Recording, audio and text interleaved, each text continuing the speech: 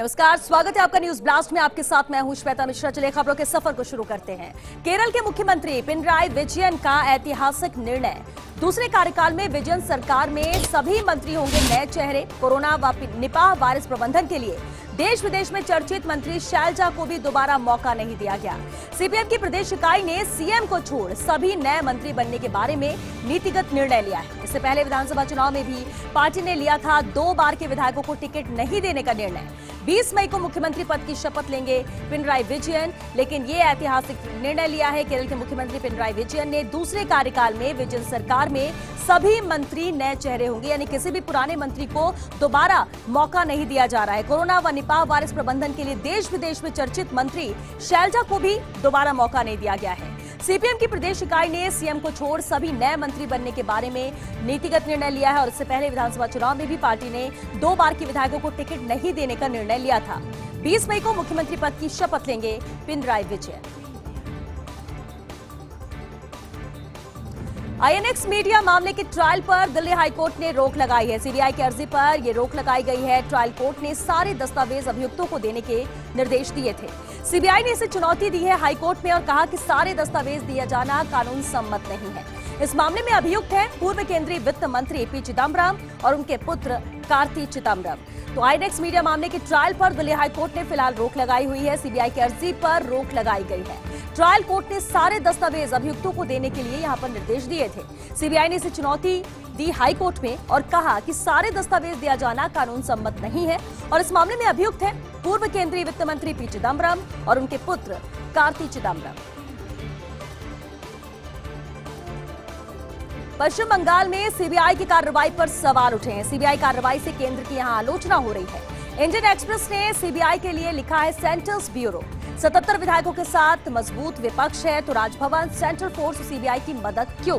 सिर्फ तृणमूल नेताओं के लिए अभियोजन स्वीकृति और कार्रवाई क्यों? मुकुल रॉय और शुभेंदु अधिकारी पर कार्रवाई क्यों नहीं हुई है?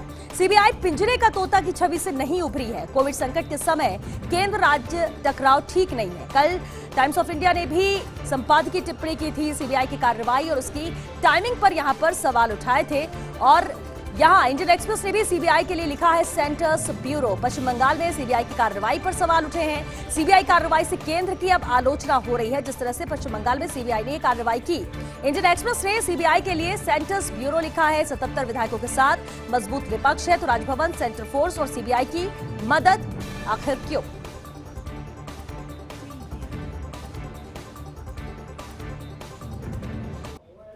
राजस्थान के गांव में कोरोना का कहर जारी है। अजमेर जिले के सोमालपुर गांव में कोरोना से 44 लोगों की मौत हुई है। जुकाम जैसी बीमारी के बाद 34 दिन में हुई 44 लोगों की मौत। हालांकि रिकॉर्ड पर मौत का कारण अज्ञात या हार्ट अटैक से मौत बताया जा रहा है। 16 अप्रैल के बाद हर दिन गांव में मौत होती है। सरपंच छोगानाथ ने इसे माना है कि कोरोना की दूसरी लहर ने किसी घर को नहीं छोड़ा। गांव में कोरोना के कहर को लेकर पीएम मोदी से लेकर सीएम अशोक गहलोत भी चिंतित हैं। पहले शेखावाटी के गांव से बड़ी संख्या में कोरोना मौतों को लेकर यह खबर आई थी और अब अजमेर से जब यह खबर आई है तो डराने वाली तस्वीरें नजर आती हैं। अजमेर जिले के सोमालपुर गांव में कोरोना से 44 लोगों की मौत हुई। जुकाम जैसी बीमारी के बाद 34 दिन में 44 लोगों की मौत हुई है। हालांकि रिकॉर्ड पर मौत का कारण अज्ञात या हार्ट अटैक से मौत बताया जा रहा है। 16 अप्रैल के बाद हर दिन होती है गांव में मौत। सरपंच छोगानाथ ने माना है कोरोना की दूसरी लहर ने किसी घर को नहीं छोड़ा है। गांव में कोरोना के कहर को लेकर पीएम मोदी से लेकर सीएम गहलोत तक चिंतित हैं। पहले शेखावाटी के गांव से बड़ी संख्या में कोरोना मौतों को लेकर खबर आई थी। एक महिला मंत्री की लोकप्रियता का गजब उदाहरण। शैलजा टीचर को मंत्री नहीं बनाने पर केरल में बवाल है। सोशल मीडिया पर हिट हो रहा hashtag bring back Shailaja. Kerala की एलडीएफ सरकार में स्वास्थ्य मंत्री रही है शैलजा। निपाह और कोविड महामारी के दौरान शानदार काम किया था शैलजा ने। शैलजा को केरल में लोग प्रेम से बोलते शैलजा टीचर। केरल में लोकप्रियता बढ़ने के साथ विदेशों में भी शैलजा का नाम चर्चित रहा है। लेकिन इस बार सीपीआईएम ने तय किया कि मंत्रिमंडल में सभी नए चेहरे शामिल किए जाएं और ऐसे में शैलजा का नाम होगा सूची से बाहर। सीपीआईएम ने उन्हें सचेतक बनाया है और इस फैसले के बाद पूरे केरल में शैलजा को फिर मंत्री बनाने की मुहिम छिड़ी है। सीपीआईएम ने दिया स्पष्टीकरण, विचारधारा व संगठन भी सरकार जितना ही अहम नीतिगत निर्णय में बदलाव नहीं होगा। ऐसे में अब उठ रहे हैं सवाल कि क्या शैलजा है सीएम विजन के लिए चुनौती? क्या शैलजा को रोकने के लिए पार्टी में पावरफुल विजन ने ऐसा निर्णय करवाया है? एक पहलू ये भी है कि क्या महिला होने के कारण शैलजा को रोका जा रहा है? शिक्षित एवं प्रगतिशील राज्य होने के बावजूद आज तक केरल में कोई महिला सीएम नहीं बनी। केरल में पहले भी दिग्गज महिला नेता के.आर. गौरी और सुशीला गोपालन को दरकिनार किया गया था और अब शैलजा को लेकर भी यही नजर आता है, जब एक बार फिर से मंत्री पद की को लेकर यहां पर लगातार गुहार की जा रही है, लगातार एक तरह से मुहिम चलाई जा रही है कि फिर से मौका शैलजा को दिया जाए। बता दें आपको, लोकप्रियता इतनी गजब है, शैलजा टीचर को मंत्री नहीं बनाने पर अब केरल में बवाल होने लगा है। सोशल मीडिया पर भी हैशटैग हिट हो रहा है, ब्रिंग बैक शैलजा। केरल के एलडीएफ सरकार में स्वास्थ्य मंत्री रही थी शैलजा। निपाह और कोविड महामारी के दौरान उन्होंने शानदार काम किया था। शैलजा को केरल में लोग प्रेम से शैलजा टीचर बोलते हैं। केरल में लोकप्रियता बढ़ने के साथ ही विदेशों में भी शैलजा का नाम बेहद चर्चित रहा है, लेकिन इस बार सीपीआईएम ने मंत्रिमंडल में तय किया है कि सभी नए चेहरे शामिल होंगे। ऐसे में शैलजा का नाम सूची से बाहर होगा। सीपीआईएम ने उन्हें सचेतक बनाया है, लेकिन इस फैसले के बाद पूरे केरल में शैलजा को फिर मंत्री बनाने की मुहिम छिड़ी हुई है। सीपीआईएम ने स्पष्टीकरण दिया इसे लेकर, विचारधारा व संगठन भी सरकार जितना ही अहम है, नीतिगत निर्णय में बदलाव नहीं होगा। ये जो नीतिगत फैसला लिया जा चुका है, ऐसे में अब सवाल उठ रहे हैं, क्या शैलजा सीएम विजयन के लिए चुनौती है? क्या शैलजा को रोकने के लिए ही पार्टी में पावरफुल विजयन ने ऐसा निर्णय करवाया है? और एक पहलू ये भी कि क्या महिला होने के कारण शैलजा को रोका जा रहा है? शिक्षित एवं प्रगतिशील राज्य है केरल और इसके बावजूद आज तक केरल में एक भी महिला सीएम नहीं बनी है। केरल में पहले भी दिग्गज महिला नेता के.आर. गौरी और सुशीला गोपालन को दरकिनार किया गया था और अब नजर आता है कि शैलजा के साथ भी वही हो रहा है। राजस्थान हाईकोर्ट ने चार्टर्ड अकाउंटेंट्स इंस्टीट्यूट आईसीएआई को फटकार लगाई। एक सीए छात्रा का सफल परिणाम घोषित करने के निर्देश दिए हैं। आईसीएआई पर लगाया है 20,000 रुपए का जुर्माना भी। जस्टिस दिनेश मेहता ने जोधपुर की छात्रा ऋषा लोढ़ा की याचिका पर यह निर्देश दिए। ऋषा ने नवंबर में हुई सीए की परीक्षा दी थी। कोविड को देखते हुए ईमेल भेजकर आईसीएआई से ऑनलाइन परीक्षा की मांग की गई थी और आईसीएआई ने इसे माना अपमानकारी और ऋषा को दिया शो कॉज नोटिस। माफी मांगने के बावजूद जयपुर बुलाकर अनुशासन कमेटी के सामने पेशी भी करवाई। आईसीएआई ने ऋषा का परिणाम रद्द किया, कारण बताया एडॉप्टेड अनफेयर रूल्स। हाईकोर्ट ने इसे बताया गलत और साथ ही कहा कि छात्रा की आवाज दबा नहीं सकते हैं। छात्रा ने ईमेल में सिर्फ भावनात्मक निवेदन किया था, लेकिन उसके लिए ऐसी सजा देना ये गलत है। तो यहाँ हाईकोर्ट ने अहम फैसला दिया है। सीए छात्रा का सफल परिणाम घोषित करने के निर्देश दिए और इसके साथ ही आईसीएआई पर 20,000 रुपए का हर्जाना भी लगाया।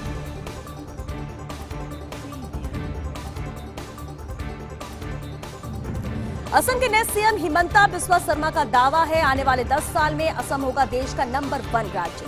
टाइम्स ऑफ इंडिया में दिए इंटरव्यू में शर्मा ने यह दावा किया और कहा कि नॉर्थ ईस्ट के राज्यों के विधानसभा चुनाव में निभाऊंगा एनडीए संयोजक के रूप में भूमिका। नॉर्थ ईस्ट राज्यों में मुख्यमंत्री अच्छा काम कर रहे हैं, पार्टी का संगठन भी बन चुका है और ऐसे में फिर से सत्ता में आने में नहीं होगी कोई भी दिक्कत। नॉर्थ ईस्ट राज्यों में भाजपा गठबंधन सरकारें बनवाने में शर्मा की अहम भूमिका भी रही थी। अगर हम पिछले परिणामों को देखें या जिस तरह से चुनाव के रिजल्ट आए, असम के नए सीएम हिमंता बिस्वा शर्मा का ये दावा है और आने वाले 10 साल में असम होगा देश का नंबर 1 राज्य।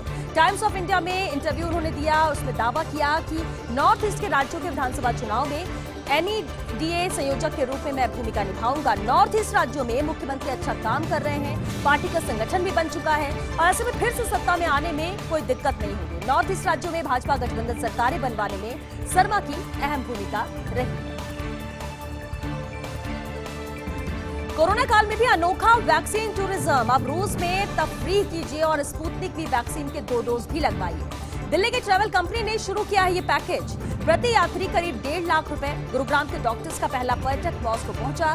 मॉस्को पहुंचते ही वैक्सीन की पहली डोज दी गई और 21 दिन बाद दूसरी डोज। इस दौरान सेंट पीटर्सबर्ग और मॉस्को के आसपास साइट सीइंग और भ्रमण का मौका भी रहा।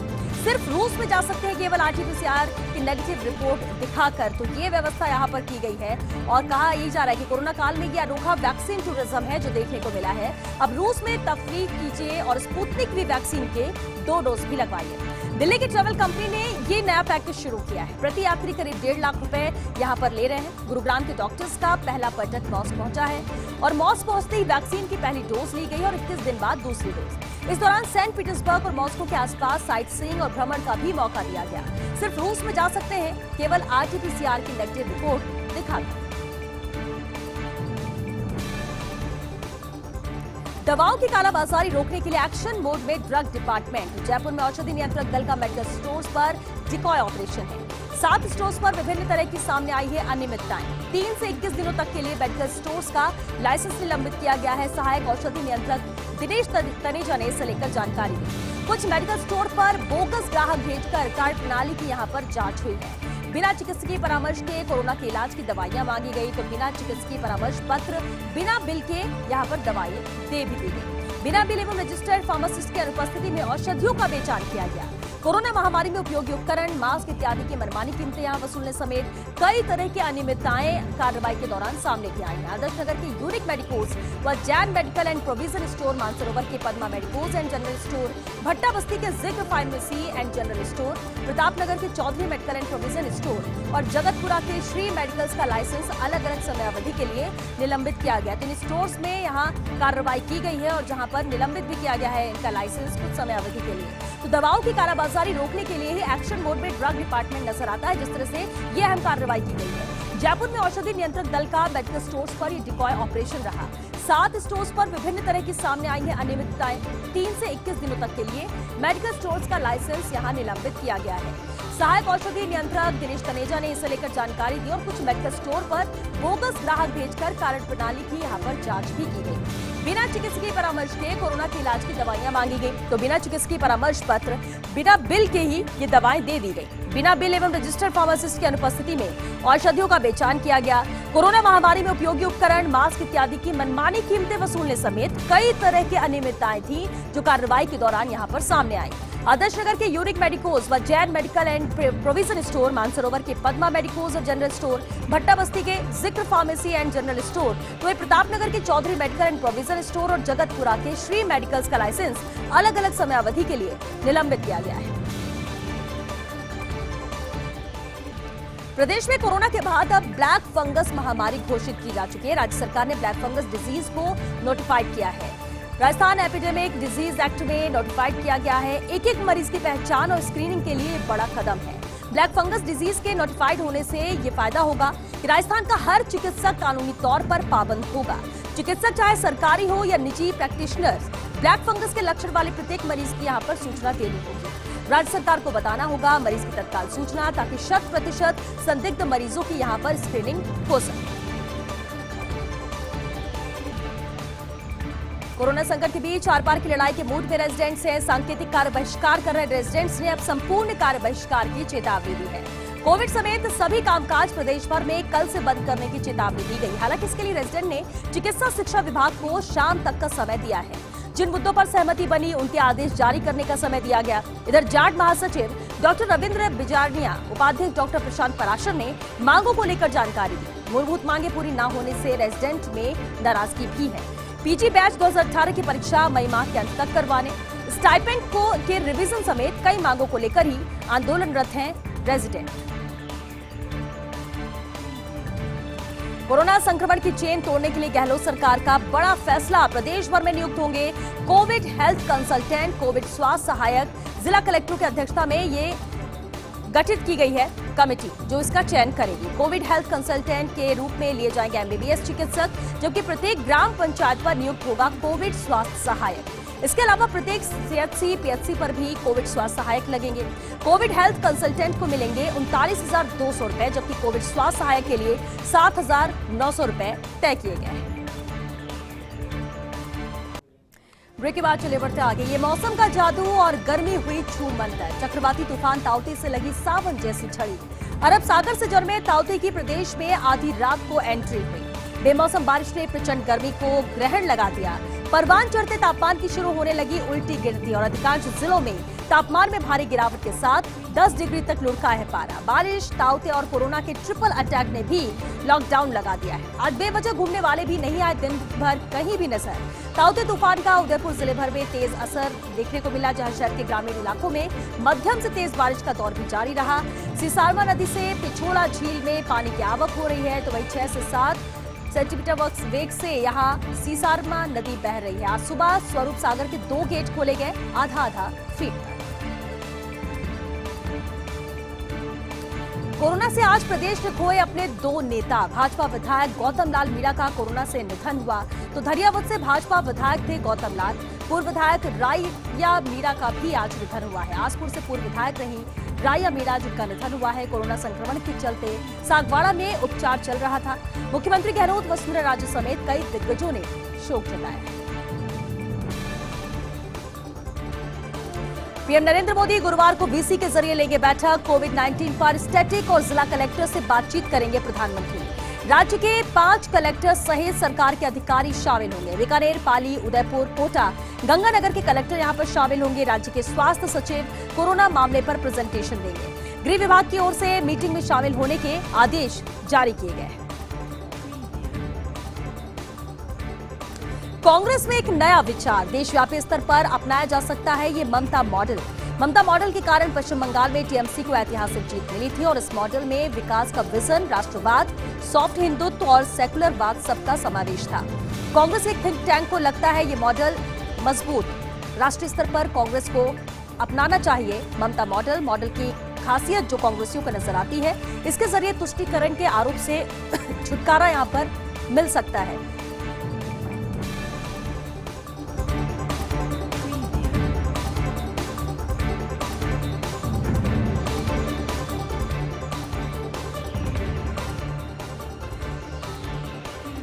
जापान में लगातार बढ़ रहा टोक्यो ओलंपिक खेलों का विरोध। जापान के डॉक्टरों ने बनाया टोक्यो ओलंपिक रद्द करने का दबाव।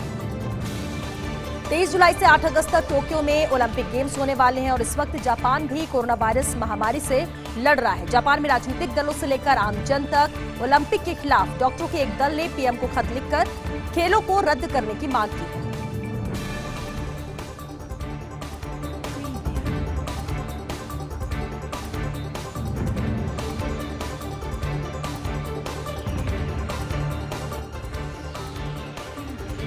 पश्चिम बंगाल में 5 दशक बाद विधान परिषद का गठन हुआ। कैबिनेट बैठक में सीएम ममता बनर्जी के चुनावी वादे को मंजूरी मिली और अब राज्यपाल के पास मंजूरी के लिए प्रस्ताव को भेजा जाएगा। इसके बाद विधानसभा से पारित होकर संसद भेजा जाएगा प्रस्ताव।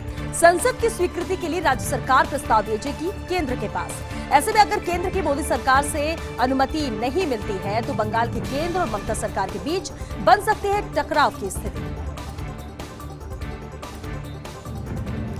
लॉकडाउन में टोल कलेक्शन में 60% की कमी आई है। नेशनल हाईवेज और स्टेट हाईवेज पर कम ही दिख रहे हैं वाहन। लॉकडाउन के पहले 9 दिन में टोल कलेक्शन में 60% तक की कमी आई है। एनएचएआई और पीडब्ल्यूडी दोनों को ही अपेक्षित राजस्व नहीं मिला। नेशनल हाईवेज पर टोल कलेक्शन रोजाना करीब 4 करोड़ के आसपास है, जबकि सामान्य दिनों में होता था रोजाना 12 से 14 करोड़ का collection. State highway toll plaza पर 1 करोड़ भी नहीं रहा कलेक्शन का आंकड़ा। इधर सामान्य दिनों में स्टेट हाईवे टोल प्लाजा पर 3 करोड़ तक का कलेक्शन होता था। सख्ती बढ़ने से वाहनों की आवाजाही कम है, टोल वसूली में हो सकती है और भी गिरावट। हालांकि अभी टोल कलेक्शन को लेकर जारी नहीं हुए हैं दिशा निर्देश। कोरोना का दायरा बढ़ने पर भी टोल कलेक्शन इस बार सस्पेंड नहीं किया। और चलिए इसी के साथ बुलेटिन में फिलहाल के लिए इतना ही। नमस्कार।